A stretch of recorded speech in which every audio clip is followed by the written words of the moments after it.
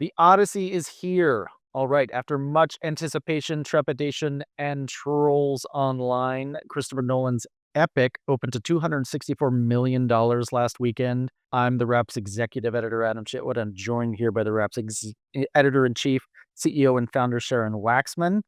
We're going to break it all down. We're gonna Sharon. break it all down because I wrote a piece today in the New York Times on the op-ed page where I contribute regularly and synthesized a lot of what I've been seeing online about the reaction to the film, because there was a lot of prejudgment of the film before it came out when we just had a trailer.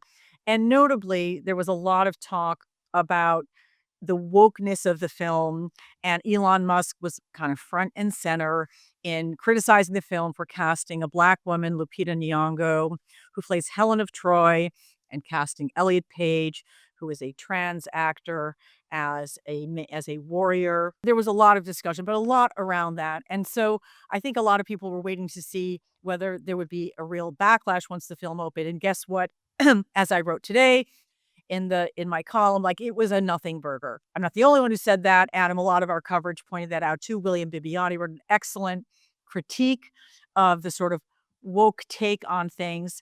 And as I point out in my piece, it's part of a cycle of manufactured outrage that many of us are exhausted by. Because when you see the film, none of that seems relevant. And in fact, a much more interesting conversation has sprung up once now people have seen the film. But I wanted to get your take on this whole woke, not woke. Yeah, I mean, I will say, as a veteran of the superhero wars, I have been down this road many times. Ben Affleck is the worst Batman. Ben Affleck is the best Batman after they see it. There was perhaps something more sinister going on here. It was definitely kind of a lot more of the far right voices, and just kind of like assuming what would be true, right? Like, there was this rumor that Elliot Page was Achilles. Therefore, there were several think pieces and articles and all this online backlash to casting a trans actor as Achilles. Elliot Page does not play Achilles. Maybe wait until you see the film. So there was a lot of talk. Elon Musk was fronting this boycott. And he's, the richest man in the world. So it's not nothing when he tweets, "Let's boycott this film." I'm sure Well, Universal was nervous. apart from him being the richest man of the world, maybe more relevant to this conversation is that he owns Twitter, and so he can control the conversation.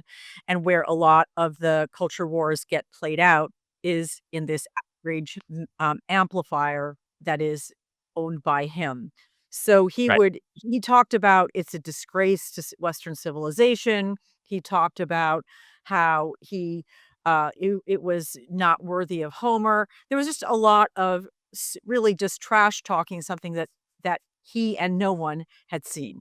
So now that we've seen it, I thought it was notable that it's been very, very quiet from the woke warriors. We haven't heard very much from them, but as I say, a different kind of conversation has sprung up, much more intellectual, much more nuanced, and also really more important, in my opinion, which is there is a conversation really led by classics scholars talking about the fact that the themes of the film, which have a lot to do with um, Odysseus's journey as a human being, him coming to understand that he had violated some fundamental laws of the gods in the violence that he visited on the city of Troy, in the choices that he made in leaving his home and his son, and then losing all of his men in this 10-year journey back, trying to get back to Ithaca after the Battle of Troy.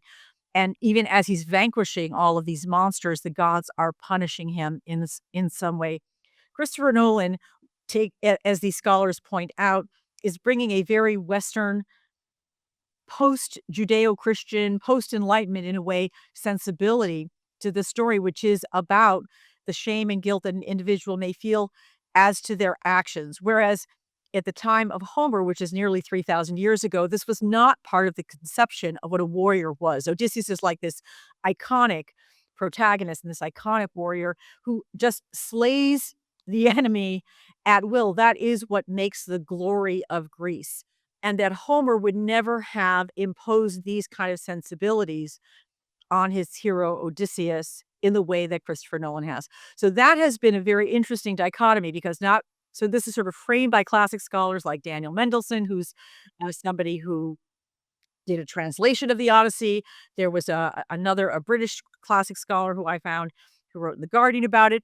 And the interesting thing is that this is a kind of across the board from people from whether you're at the National Review, I found a piece written about that, or Jon Stewart, who's like as progressive as they come, asking Chris Nolan to kind of address the fact that he sees connections between Oppenheimer, the movie, and the angst and the guilt that Robert Oppenheimer feels in creating the atom bomb, something that is sort of beyond the ken of our notion of destructive forces before that had been invented, and the destruction that Odysseus brings in his wake, essentially.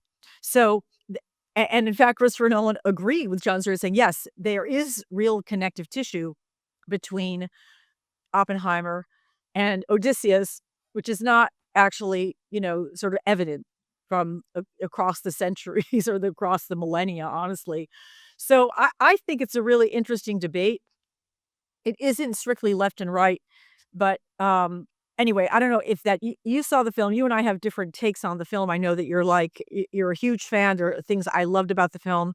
I have more nuance in terms of things that I maybe like less than you did, but doesn't matter. Sort of in terms of that thematic conversation, sort of I'm curious how it struck you since you've seen the film. I think that's what makes it interesting. I think that's what makes adaptation worth doing, and I think Christopher Nolan, between this and Oppenheimer, in tackling these historical stories, he's not doing it for the sake of showing what it was really like back then. He's doing it for the sake of talking to the world we live in now, which I think is for me as a consumer, much more interesting than kind of like just a faithful, straightforward adaptation that's been done. We've seen it. What is the reason to make the Odyssey now, if not to talk to the world we live in now? Which I thought made the film really Yeah. profound in the end. No. As I noted in something I wrote, a friend of mine explained it as it's a story of what happens when we decide we don't owe each other anything, and kind of this loss of that contract humanity has with one another, which I think is all really interesting stuff to wrestle with inside the Odyssey itself. So Christopher Nolan gets to make this massive, epic $250 million practical spectacle, which is great.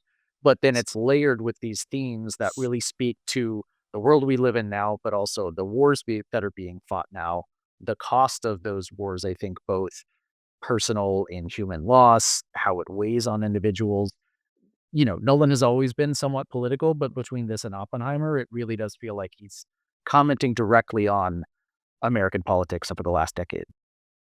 I don't know if it's American I agree that he's commenting on the world that we've created, um, but I don't know that I agree that it's the American world. I feel like it's much more about how human societies relate to each other and what do we owe one another and what do we even owe an enemy? What moral responsibility do we have to create boundaries? And that honestly is the something that was worked out over centuries and millennia of man's brutality to man that you could argue was pre the Bronze Age, which is when the movie takes place. And there's this code that is not rooted in Christianity. And there were a lot of Christian scholars who brought that lens to Nolan's view of the Odyssey as it's translated in the film as this notion of Xenia, which is not a word I knew before, but this idea that there's a code that the gods require of extending hospitality to a stranger, which you could argue is necessary for human beings to get along at a time when the world is barely mapped and you're going from island to island or civilization to civilization at that time without knowing where that takes you. You don't know if you have the same rules, the same boundaries, the same social mores, the same um, remember you were not that far from a society. Well, actually, that society where they sacrificed children. In fact, human sacrifice was a very common um, element of ancient civilizations. And eventually, thank God, we gave that up. But at one point, did we? At one point, did we say, no, we're not, human life is sacred. And what the gods want or the gods require does not take precedence over the sanctity of human life. So I really do feel like this is fundamentally a Western notion that Chris Nolan is defending versus whatever were the rules imposed by the gods or whomever in ancient Greek culture that is in fact the origins of our society, but very different at the time of what we considered what is what is the highest order of values? Is it valor? Is it glory? Is it self-sacrifice? Is it being willing to sacrifice your own child, as one of the characters does in the Odyssey? So, I find it really interesting. I think, of course, it draws all the way forward to the really same, um, um, questions that we have to answer as human beings today at a time, as I point out in my piece, where I think we are really struggling to understand what is the identity of Western civilization? Is that something that we want to continue to embrace? Is there another philosophy, I would say, that is better? Because I feel like I think I refer to it as an identity crisis in the West. And I do think that that is kind of what we're going through. So anyway, I don't know that this profound embrace of the film by audiences is gonna put the culture wars to rest. I rather doubt it. Now Elon Musk has said that he's interested in making a Grok movie version of the Odyssey just to make sure he has the last word on this one. What do But you think this of that? is so cool, right? The fact like, we are debating and, like, Yes. discussing Yeah. global ethics because of the changes that Nolan made in the new context in which he shows the Odyssey, which I think is the point of art. Like, a grok version that just looks like the miniseries I watched in middle school in the '90s, like, okay, I get it. Like, I know the story. I've seen "O Right. Brother, Where Art Thou?" Like, we've been there. Do something Yep. new, do something fresh as an artist, whether it's historically accurate or not, whether it's correct or not. I mean, I've read some of those classicists too saying, like, "I'm the last person you want talking about this film because 'cause I'm gonna hate it for how inaccurate it is." But I love it. Like, I love discussing it. Like, this is there's so much new richness of the text. So, be gone, AI version of the Odyssey. This is much more interesting. Yes, well, you don't have to watch it, and if we have to make a bet, I'm gonna bet that it's not really gonna get done, but Yeah, we'll that's see. just yeah. Yeah, Alright, cool. yeah. Thanks for chatting, Adam. Yeah, thanks so much. I'm gonna go see it again, actually. Now Yeah, that we've had this, like, deep discussion, I think it's maybe worth seeing again.